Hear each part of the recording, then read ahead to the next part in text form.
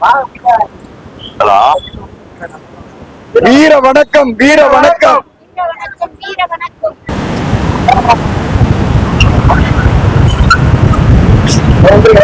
வீர வணக்கம், வீர வணக்கம். வீர வணக்கம், வீர வணக்கம். வீர வணக்கம், வீர வணக்கம். வீர வணக்கம், வீர வணக்கம்.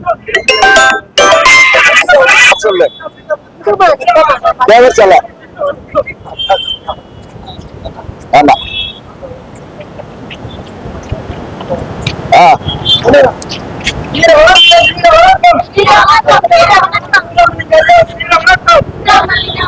வணக்கம், வீர வணக்கம்.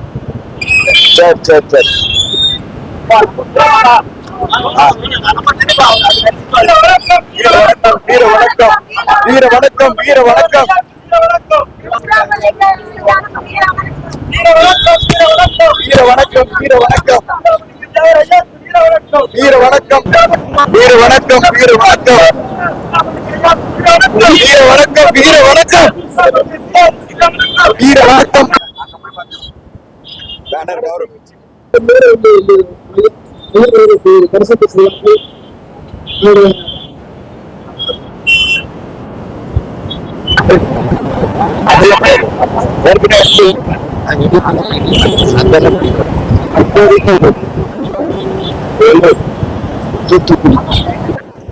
அம்மா தலையடி பாப்பேன்.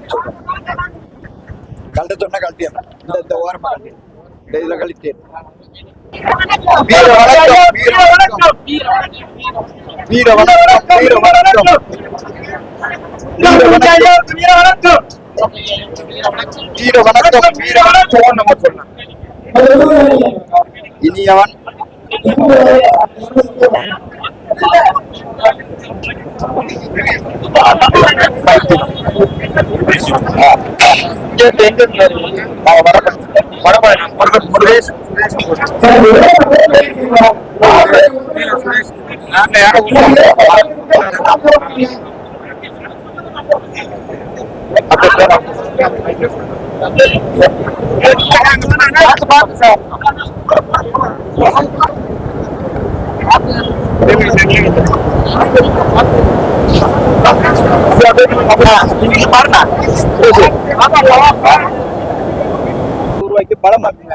சென்னையில இருக்கக்கூடிய எல்லாரும் ஒன்னா சேர்ந்து திருவள்ளூர், காஞ்சிபுரம், செங்கல்பட்டு எல்லா மாவட்டம் 5 மாவட்டம் ஒன்னா சேர்ந்து மொத்தம் ஒரு குழு அமைச்சு வலுவா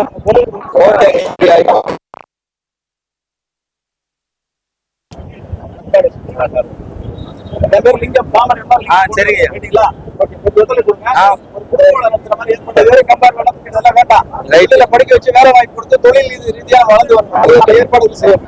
கண்டிப்பா ஒத்துழைப்பு கொடுக்கணும். ஓகேங்க.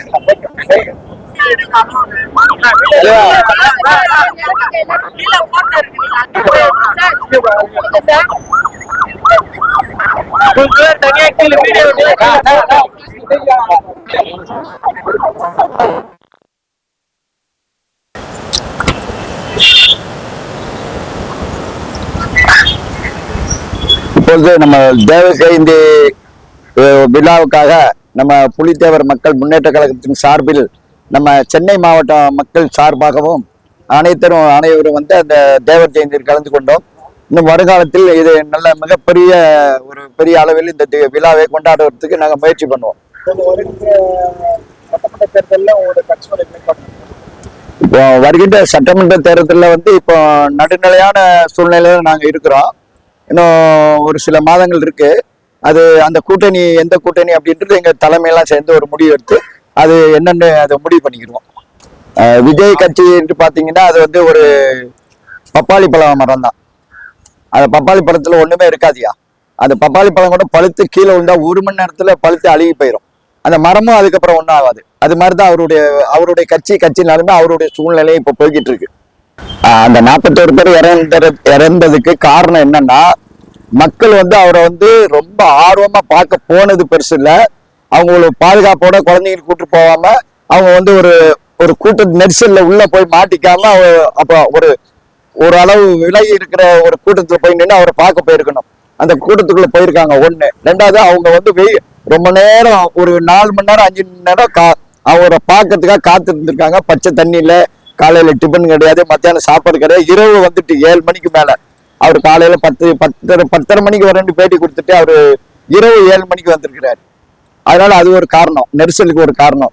ரெண்டாவது வந்து இவங்களுடைய இந்த விஜயுடைய அந்த அமைப்புடைய ஒரு எண்ணங்கள் என்னன்னா, நம்ம நேராய் வெயிட் பண்ணி அவங்கள வெயிட் பண்ண வச்சு நம்ம மெதுவா போனோம்னா கூட்டங்கள் அதிகமா சேருன்னு அவங்களுடைய சுயநலத்துக்காக தான் அவங்க அந்த மாதிரி பண்ணியிருக்காங்களே தவிர, இல்லைன்னா அந்த டயத்துக்கு வந்து அந்த மக்களை சந்திச்சுட்டு உடனே போயிருந்தா அந்த மாதிரி இருக்கு. அது ஒண்ணு. ரெண்டாவது, அவர் வந்து ஒரு 500 மீட்டருக்கு முன்னாடி வரும்போது, விஜய் அவர்கள் வரும்போது அது வந்து எஸ்பி அவர்கள் சொல்லியிருக்காங்க, உளவுத்துறை ரிப்போர்ட் வந்திருக்கு அவங்களுக்கு, நீங்க வந்து இதுக்கு மேல கூட்ட நெரிசல் அங்க அதிகமாயிடுச்சு, நீங்க அங்க போனீங்கன்னா உங்களுக்கு பின்னாடி வர அத்தனை ஆயிரம் பேர் பின்னாடியே வருவாங்க, நீங்க அது உள்ள போனீங்கன்னா கூட்ட நெரிசல் அதிகமாகி பெரிய விபத்துகள்லாம் ஏற்படும், தயவுசெய்து நீங்க இதோட நின்று இங்கேயே அதோட உங்களுடைய என்ன பேசணும்னு பேசிட்டு நீங்க போயிட்டீங்கன்னா அந்த மக்கள் தப்பிச்சுக்கிடுவாங்க, நீ தயவுசெய்து போகாதீங்கன்னு எவ்வளவு வல்கட்டாம அவங்க ஆபீசர் சொல்றதை கேட்காம அவங்க அது முரண்பாடா திரும்ப அங்க போனதுனால அவர் சொன்ன மாதிரியே பின்னாடி வந்து பல ஆயிரக்கணக்கான மக்கள் அவருடைய ரசிகர் பைக்ல வந்து எல்லாம் அது உள்ள கூட்டத்துக்குள்ள போய் நெரிசல்ல சிக்கினதுனால மொத்தமும் நெரிசல் ஆகி இந்த இழப்புக்கு காரணம். அது ஒரு காரணம்.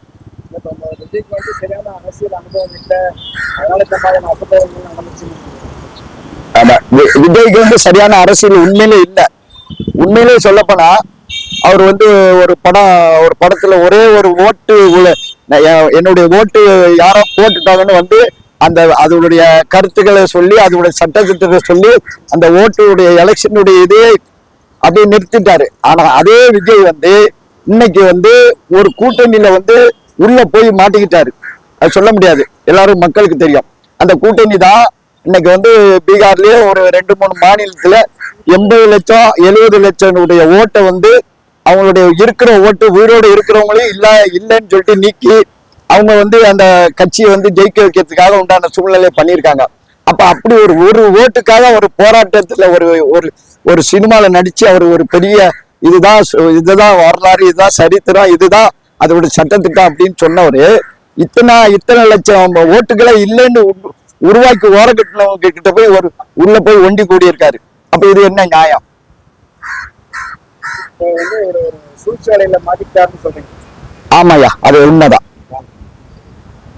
எதிர்கால திட்டம் இப்போ எங்க கட்சியினுடைய எதிர்கால திட்டங்கள் எங்களுடைய கட்சியினுடைய எதிர்கால திட்டம் ஐயா என்னன்னா, பூலித்தேவர் மக்கள் முன்னேற்ற கழகத்தினுடைய எதிர்காலம் வந்து இப்போ இந்த சமுதாயம் மட்டும் இல்ல, அனைத்து சமுதாய மக்களும் எல்லாருமே நல்ல ஒரு வாழ்க்கையோட அமைக்கணும், படிப்புல முன்னேறி வரணும், அவங்களுடைய வேலை வாய்ப்புல முன்னேறி வரணும், அவங்களுக்கு கஷ்டங்கள் ஏதாவது இருந்தா நாங்க எங்க அமைப்போ எங்க சமுதாயமோ எல்லாம் சேர்ந்து அவங்களுக்கு உதவி பண்ணி அவங்களுக்கு எங்களால முடிஞ்ச எல்லா உதவிகளையும் பண்ணி அவங்கள ஹெல்ப் பண்ணி அவங்களுக்கு ஒரு முன்னேற்றத்துக்கு வழி பண்ணி அவங்க கஷ்டகாலம் இல்லாம பாக்குறதுக்கு எங்களுடைய ஆசைகள் நிறைய இருக்கு. அதுக்கு உண்டான வேலைகள் பண்ணிக்கிட்டு இருக்கோம். நிறைய இடத்துல ஒவ்வொரு ஊரு இங்க மட்டும் சென்னை மட்டும் இல்ல, திருநெல்வேலி, விருதுநகர், மதுரை, ராம்நாடு மொத்தம் 37 மாவட்டத்திலும் இந்த இயக்கம் வந்து செயல்பட்டுக்கிட்டு இருக்கு. ஆனா அது வந்து அவங்களுடைய இந்த அமைப்பை பொறுத்தளவு எல்லா சமுதாயம் நல்லா இருக்கணும் அப்படின்னு ஒரே ஒரு எண்ணம் குறிக்கோளோட வச்சு அவங்கதான் பாகுபாடு இல்லாம அவங்களுக்கு என்ன வேணும், என்னென்ன உதவிகள் செய்யணுமோ, கட்சி மட்டும் இல்ல அவங்களோட சமுதாயம் எந்த சமுதாயம் இருந்தாலும் அவங்களுக்கு ஹெல்ப் பண்ணணும்னாலும் எங்களுக்கு புலித்தேவர் மக்கள் முன்னேற்ற கழகம் வந்து அவங்களுக்கு ஹெல்ப் பண்ணக்கூடிய விஷயத்துல இறங்கி அவர் சொல்லுவார்.